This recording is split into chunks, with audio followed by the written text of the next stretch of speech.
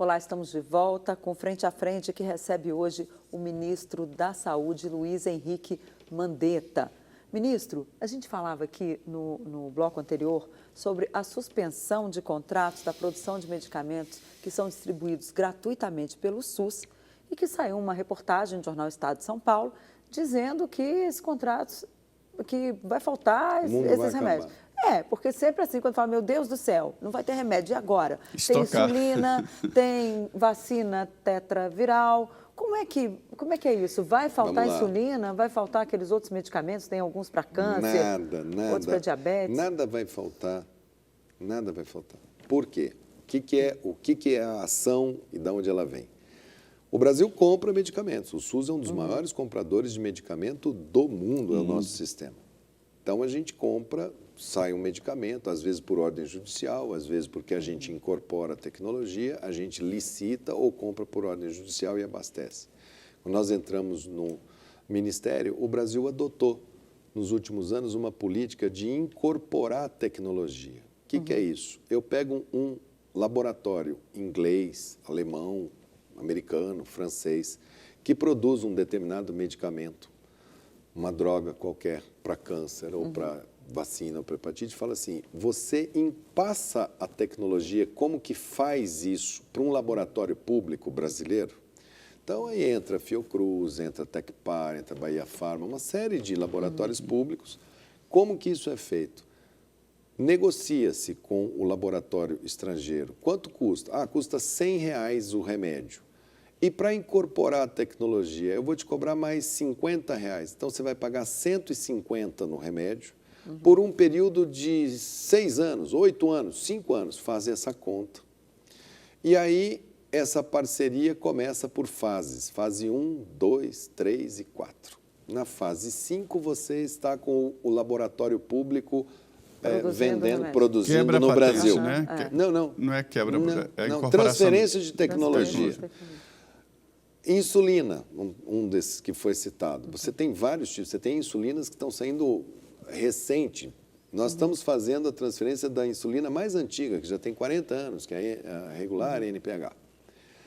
O laboratório tem que cumprir as etapas. A fase 1 dura 6 meses, a fase 2 leva 1 ano e meio, porque você vai ter que arrumar a fábrica, fazer a linha de montagem, treinar as pessoas, a fase 3 isso.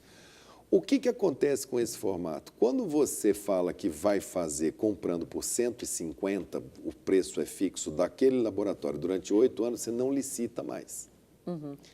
O mercado produz o que ele está valendo R$100, começa a produzir por 80, por 70, por 50, por 40, suja o genérico, faz por 10, e o Brasil pagando 100, porque era o preço que foi combinado naquele momento. Então, o Brasil compra muito mais caro, porque ele está pagando o mercado daquele dia que fez e mais a transferência de tecnologia no mesmo preço. São duas coisas. Encomenda tecnológica é uma coisa e compra é outra. Nós botamos tudo na mesma pacote. No pacote. Nós temos aproximadamente 90 parcerias hoje sendo executadas no Brasil. 9 foram recomendadas expressamente pelo Tribunal de Contas da União e pela CGU que fossem suspensas. 9. As outras 10, nós observamos que estão sem prazo definido. Por quê? Vai chegando no final de 8 anos, 9 anos, se ele não cumpre, não cumpriu, acabou. Mas ele reservou o mercado 8 anos para ele. Então, quem não estava dentro do cronograma, a gente chegou e falou assim, esses 10, vocês estão suspensos até que vocês me apresentem qual é o plano que vocês têm, as justificativas do porquê que vocês não cumpriram o prazo da fase 1 para a fase 2, da 2 para 3. Nenhuma dessas parcerias que estão na fase 4 e 5, que é a fase final de produção, mesmo que eu ache, olha, não foi um bom negócio, mas já está tão lá na frente que a gente não vai mexer. Então, 19 de quase 90. E as outras vão ficar extremamente atentas para cumprir agora, o que está ali. Para não acontecer, mas estão suspensas. Apresentem o porquê. Pode ser que alguma apresente algo efetivamente, olha, aconteceu isso, porque teve uma crise mundial, pegou fogo na matriz, etc. Pode ser que tenha alguma coisa, mas tem que ser repactuado. E o modelo total desse formato de PDPs, que é colocar o preço da transferência junto com o preço do produto e o Brasil negociar e ficar preso naquele preço por 6, por 8, por 7, por 5 anos, é algo que a gente está discutindo para que isso seja modificado. Quer dizer, se o mercado mexe com o preço tem que mexer. E quando você faz a PDP, você é impedido, o governo é impedido de comprar, mesmo que tenha um medicamento mais barato, 50% mais barato que aquilo. Não pode né? comprar. Ou uma novidade, olha, já surgiu um novo medicamento, esse teu ficou obsoleto. Olha, eu estou fazendo uma parceria para fazer telefone celular. Então, de repente, tem parceria que eu estou fazendo aqueles primeiros, lembra aqueles Elite, caixotão, grandão? Eu estou aprendendo a fazer aquele e o Apple já está no 12. E se eu fizer o 12, o Apple já deve estar com 20 pronto na prateleira para sair. Então, a gente precisa rediscutir um pouco como vai ser. Só que essas que a gente suspendeu, 9 é recomendação expressa. Elas têm problemas expressos de concepção, mas nenhuma delas estava em produção de nada, estava só na fase de estudo. O senhor falou em tecnologia, a gente já tem na rede privada cirurgias com computador, né? Robótica fazendo cirurgia. Quando é que isso vai chegar na rede pública, que ainda tem um atendimento tão precário, a gente tem tanto desnível na saúde no Brasil? E eu aproveito para emendar uma pergunta sobre o financiamento. Hoje o ministro Paulo Guedes, lá na Argentina, falou inclusive sobre a perspectiva de volta lá ele não usou a expressão CPMF, ele usa um imposto sobre movimentação financeira. Vai se reivindicar esse recurso para a saúde? O orçamento deste ano é de 128 bilhões, não é isso? Do Ministério da Saúde. Como é que o senhor vai aplicar esse dinheiro e quando é que nós teremos aí essa saúde tão tecnológica que a gente já vê em alguns centros de excelência no Brasil? Primeiro, deixar claro que saúde sempre será um relacionamento de pessoas. As máquinas vêm para auxiliar, mas ela é uma arte e a gente precisa de coisas básicas ainda. Nós estávamos aqui discutindo no primeiro bloco como colocar médicos em local que não tem nenhum. Verdade. Então, esse Brasil profundo, que tem tanta simetria, por isso a nossa decisão de começar a reorganização do sistema pela atenção primária. Nós criamos pela primeira vez no Brasil a Secretaria Nacional de Atenção Primária, para foco na atenção básica, primária, né? Promoção e prevenção. O Brasil tem hoje o país mais sedentário do mundo. Você sabia que vai sair o relatório agora da Organização Mundial da Saúde, onde menos se faz atividade física no mundo com esse sol, com essa luminosidade. A gente perde do Canadá, daqueles países nórdicos que ficam debaixo de neve o ano inteiro, sem uma cidade sol. subterrânea, né? Eles fazem mais atividade física que a gente. A gente precisa aumentar muito na tecnologia a parte de genética, porque a terapia gênica é a grande fronteira do conhecimento no século XXI. Quem não deter essa tecnologia vai ser muito penalizado no custo e na dependência tecnológica. A gente deve criar um Instituto Brasileiro de Genética Humana para aplicação em diagnóstico e terapia gênica. Embora o robô seja a robótica, a cirurgia à distância, por exemplo, mesmo que você tenha um paciente numa sala de cirurgia, mesmo que tenha lá o robô, é obrigado a ter uma equipe cirúrgica do lado, porque se o robô tiver algum problema, não entender, e nem todo mundo é igual, né? Tem gente que a artéria passa aqui, tem gente que a artéria sai um pouquinho para o lado, dá uma volta, e o robô ele é estático, ele vai pensando que todo mundo tem artéria aqui, então tem muito ainda problema. Mas a gente informatizar as nossas informações. O Brasil tem hoje tecnologias em dengue que devem ser realidade num futuro muito próximo. A gente está muito perto, o Butantan, custeado pelo SUS, mas por ainda nós. Continua a gente morrendo de dengue, né, ministro? Pois é, a gente está muito perto da vacina, indo para o nível 4. O Butantan comercializou com a Merck já, a fábrica sendo montada. Quer dizer, uma vacina da dengue feita por um Instituto Público Brasileiro, paga pelo Sistema de Saúde Público Brasileiro, porque não vai ser o americano que vai pesquisar isso. Isso é uma doença nossa. Essa pergunta da Denise é muito importante sobre essa história da medicina mais técnica, mais apurada, eu tinha uma ideia de que esse tipo de medicina não interessa muito à atividade privada e exatamente aí, na alta excelência, que entrava, eu achava isso, que entrava a medicina pública, né? A grande complexidade, como transplantes e tal. Ao contrário. É o contrário. Ao contrário. Ao público interessa muito os 3 pilares. Promoção, quer dizer, eu ensinar para as pessoas, olha, você precisa comer direito. A obesidade infantil é um problema para mim, nos próximos 20, 30 anos é uma bomba. Para os hospitais particulares, público, o lucro maior Mas você nunca viu um hospital privado, o setor privado, um plano de saúde preocupado com a obesidade infantil, só o SUS. Preocupado com a vacina, que está aqui na prevenção. Então, promoção, quer dizer, as pessoas saberem como levar uma vida saudável, as medidas de prevenção, medir a pressão arterial. Nós queremos transformar com conhecimento, nós temos 300 mil agentes comunitários de saúde andando nas casas dos brasileiros.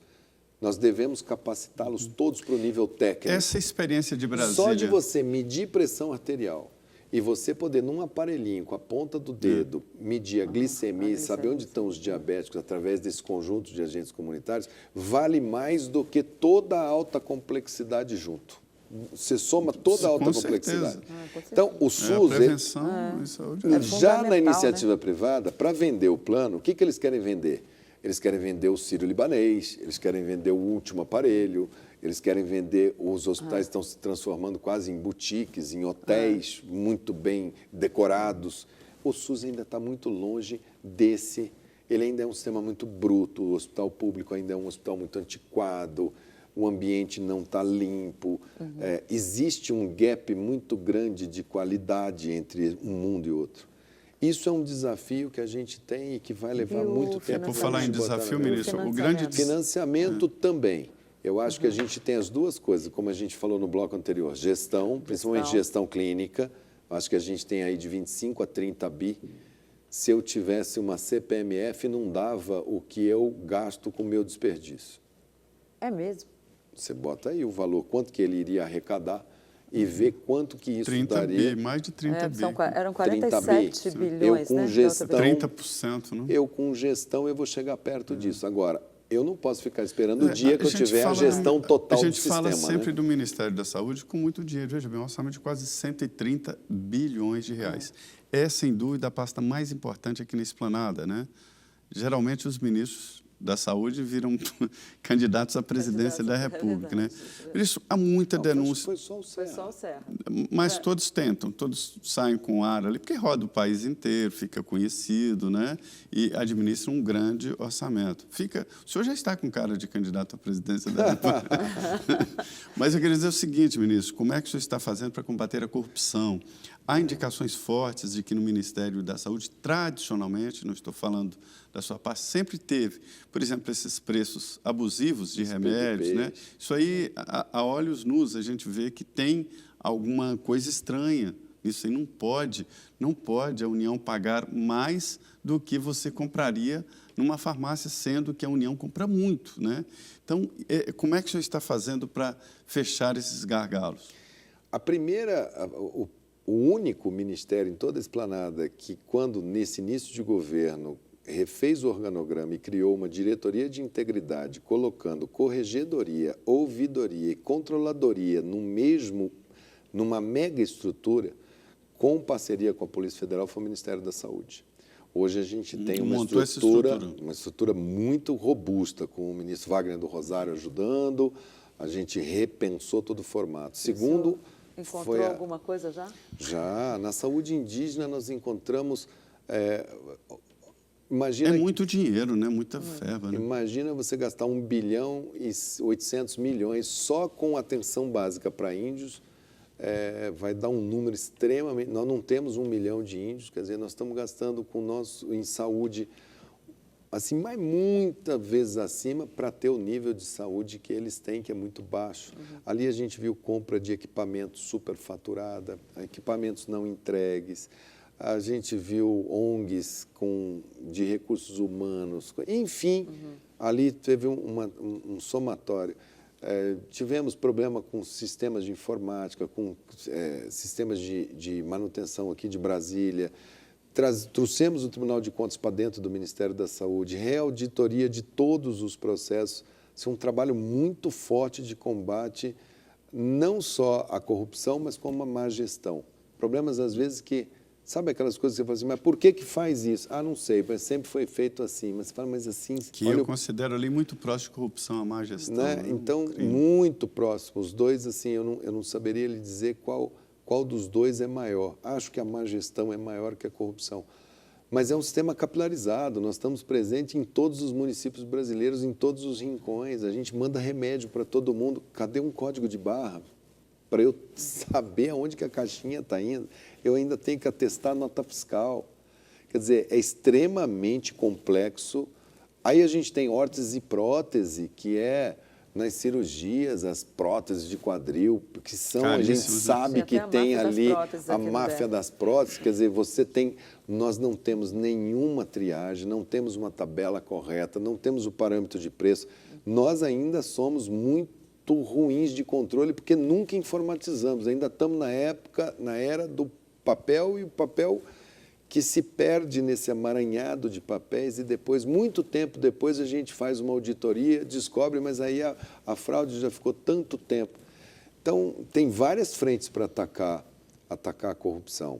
Eu acredito que esse ano você não viu o Ministério da Saúde reclamar de recursos, você não viu o ministro da Saúde batendo tambor, por quê? A gente começou a gerar economia nos processos e colocar o dinheiro dentro do sistema. Eu peguei as equipes de saúde da família, só podia ter equipes 40 horas semanais. Nós abrimos 60 horas semanais, 75 horas semanais, quer dizer, ficar aberto até às 22 horas, abrir 7 da manhã até às 22 na atenção primária. Porque a pessoa sai de casa, que horas? 6 horas, 6h30 da manhã, o posto não está aberto. Na hora do almoço, o posto está fechado. O posto fecha às 5 horas da tarde, ela volta às 6 horas da tarde. O que sobra para a mulher trabalhadora com filhos ou para o homem trabalhador? Só um pronto-socorro, uma UPA. Vai todo mundo para lá. Final de semana também. Para fazer isso, nós triplicamos o custeio, de 43 para 116. Da onde que saiu o dinheiro para triplicar o custeio por equipe de saúde da família? Economia. Fechando os gargalos. Gerado. A gente vai conseguir fazer bastante coisa. O orçamento desse ano vai ficar melhor. E o grande desafio na reforma tributária, para fechar a pergunta da Denise, que o governo Collor não conseguiu, tirou dinheiro da saúde. O governo Fernando Henrique, na época, criou a CPMF. E tirou o dinheiro. Tirou. Botou o dinheiro da CPMF da saúde e tirou. Os outros fizeram a DRU. Quer dizer, desvincularam as receitas da Seguridade Social e se apropriaram da PIS, COFINS e Contribuição Social sobre o Lucro. O grande desafio deste governo, do ministro Paulo Guedes, com o Congresso Nacional, é finalmente, pelo menos como retribuição a 30 anos de um sistema que luta e dá tanto resultado para o país, expectativa de vida brasileira boa, o país que mais reduziu o tabagismo no mundo, agora vai ter o relatório, dia 26, no Rio de Janeiro, no Museu da Manhã. O Brasil é um exemplo mundial no SUS de redução. Nós somos um dos sistemas mais invejados do planeta. A gente vai como ministro da Saúde, eu fui para o Japão, fui para a Ásia, vou na Europa. Como é o SUS? Todo mundo... É muito curioso, ninguém acredita que um país com as nossas características, com esse valor baixo de investimento, consegue. Lógico que nós sabemos as dores, mas é um sistema que a sociedade tem que se apropriar como extremamente importante para ela. É isso. O Frente a Frente aqui hoje com o ministro da Saúde, Luiz Henrique Mandetta, que está aproximando ali dos 200 dias de gestão e já apresentando aqui de forma transparente dados e características do Ministério. Ministro, muito obrigado, muito boa noite. Obrigado, Zé Maria, obrigado, Denise, grande amiga.